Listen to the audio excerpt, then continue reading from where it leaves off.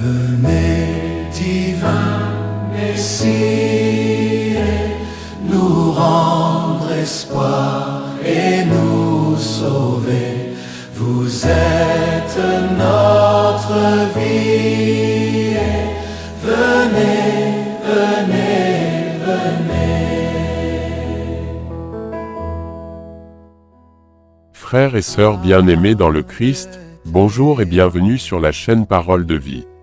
En ce jour béni, au cœur de l'octave de Noël, nous nous rassemblons pour écouter la parole vivante de Dieu. Cette parole n'est pas un simple texte, elle est lumière pour nos pas, elle est vie pour nos âmes, elle est vérité qui libère. Mais avant d'ouvrir nos cœurs à cette parole, avant de laisser Dieu nous parler, l'Église nous invite à faire silence, à entrer humblement en nous-mêmes, et à reconnaître que nous avons besoin de sa miséricorde. Car comment accueillir la lumière, si nous refusons de reconnaître nos ténèbres? Comment entendre Dieu, si nos cœurs sont encombrés par le péché? Entrons donc maintenant dans un temps de pénitence, pour demander au Seigneur un cœur pur, disposé à recevoir sa parole. Frères et sœurs, reconnaissons humblement que nous avons péché, en pensée, en parole, par action et par omission, et demandons au Seigneur pardon et guérison. Seigneur Jésus, toi qui es la lumière venue dans le monde, pardonne-nous les fois où nous avons préféré les ténèbres à la lumière. Seigneur, prends pitié. Seigneur, prends pitié. Ô Christ, toi qui es l'amour du Père révélé aux hommes, pardonne-nous nos manques d'amour, nos jugements, nos duretés de cœur, nos indifférences envers nos frères et sœurs. Ô Christ, prends pitié. Ô Christ, prends pitié. Seigneur Jésus, toi qui nous appelles à faire la volonté du Père, pardonne-nous lorsque nous avons aimé le monde plus que ta vérité, l'orgueil plus que l'humilité, nos désirs plus que ta volonté. Seigneur, prends pitié. Seigneur, prends pitié. Que Dieu Tout-Puissant nous fasse miséricorde, qu'il nous pardonne nos péchés, et nous conduise à la vie éternelle. Amen.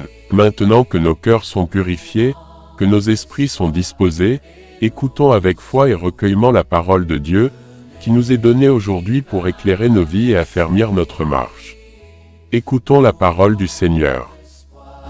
Et nous sauver, vous êtes notre vie. Venez, venez, venez. Frères et sœurs, à présent écoutons attentivement la première lecture. Celui qui fait la volonté de Dieu demeure pour toujours. Ceci est la promesse faite par Jean à ses frères et sœurs bien-aimés, extrait de la première lettre de Saint Jean chapitre 2, du verset 12 à 17. Je vous l'écris, petits enfants, vos péchés vous sont remis à cause du nom de Jésus. Je vous l'écris, parents, vous connaissez celui qui existe depuis le commencement. Je vous l'écris, jeunes gens, vous avez vaincu le mauvais. Je vous l'ai écrit, enfants, vous connaissez le Père. Je vous l'ai écrit, parents, vous connaissez celui qui existe depuis le commencement. Je vous l'ai écrit, jeunes gens, vous êtes forts, la parole de Dieu demeure en vous, vous avez vaincu le mauvais. N'aimez pas le monde, ni ce qui est dans le monde. Si quelqu'un aime le monde, l'amour du Père n'est pas en lui.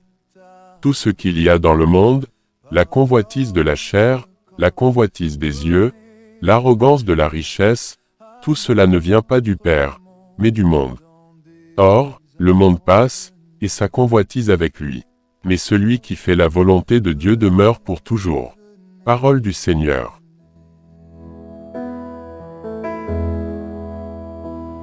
Venez, divin Messie, nous rendre espoir et nous sauver. Vous êtes notre vie. Venez, venez, venez.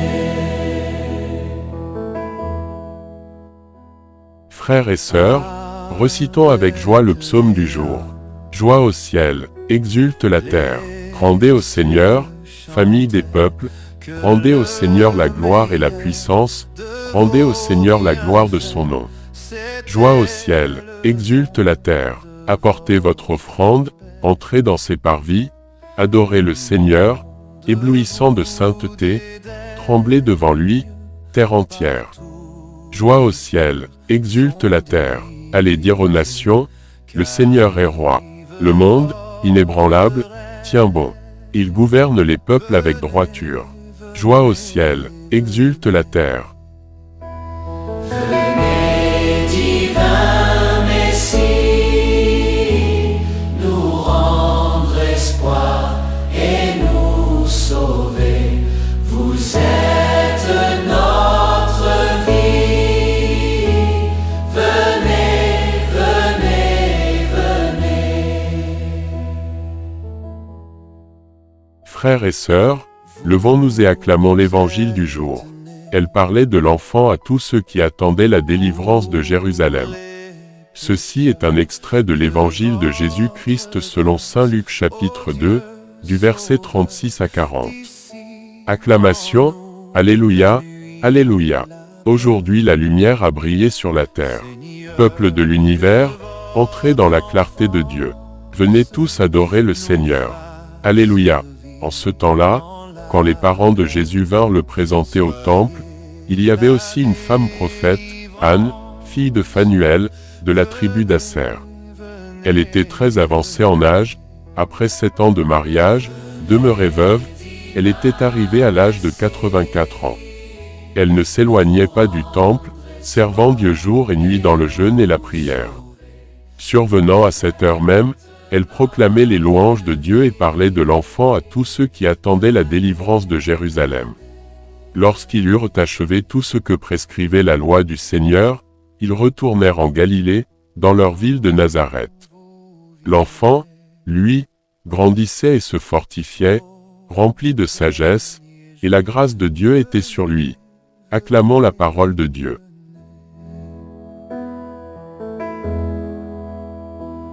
Venez, divin Messie, nous rendre espoir et nous sauver.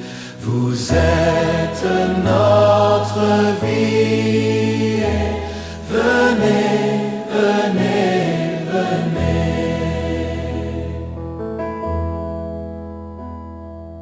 À Bethléem, les cieux chantaient que le meilleur de vos bienfaits, c'était le don de votre paix. Le monde vous dédaigne. Bien-aimés en Christ, Dieu nous parle à travers sa parole, à travers cette liturgie que nous venons d'écouter. Alors suivons attentivement cette méditation profonde qui met la lumière sur les textes. Désirez la volonté de Dieu, et non les valeurs du monde. Aujourd'hui, la liturgie nous place devant un contraste profond. D'un côté, les attachements du monde, la convoitise de la chair, la convoitise des yeux, l'orgueil de la richesse, et de l'autre, la vie droite et éternelle qui découle de la volonté de Dieu. Saint Jean nous exhorte à ne pas aimer le monde, c'est-à-dire à ne pas laisser nos cœurs être séduits par ce qui passe, par ce qui s'éteint, par les désirs qui ne nourrissent que l'ego. Ce même appel apparaît dans la personne d'Anne, la prophétesse. Elle n'était pas une femme célèbre ou riche, elle était vieille, veuve, silencieuse, mais fidèle dans la prière et le jeûne, présente au temple, attachée à Dieu. Ce qui a rendu Anne exceptionnelle, ce n'est pas la puissance du monde, mais sa fixation sur Dieu, son désir d'être dans la présence de Dieu et son témoignage lumineux auprès de ceux qui attendaient la délivrance. Et le récit de Luc nous dit une chose bouleversante, Jésus grandissait, se fortifiait, rempli de sagesse, et la grâce de Dieu était sur lui. Cette grâce n'est pas réservée à Jésus seulement, elle est offerte à chacun de nous quand nous choisissons la volonté de Dieu plutôt que les séductions du monde.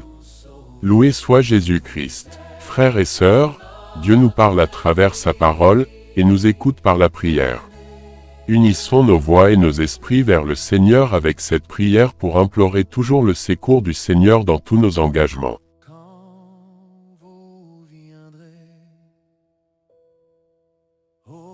Prions. Seigneur, aide-nous à aimer ta volonté, Seigneur Dieu, toi qui as créé toutes choses et qui connais les désirs de nos cœurs, donne-nous la grâce de faire ta volonté plutôt que celle du monde.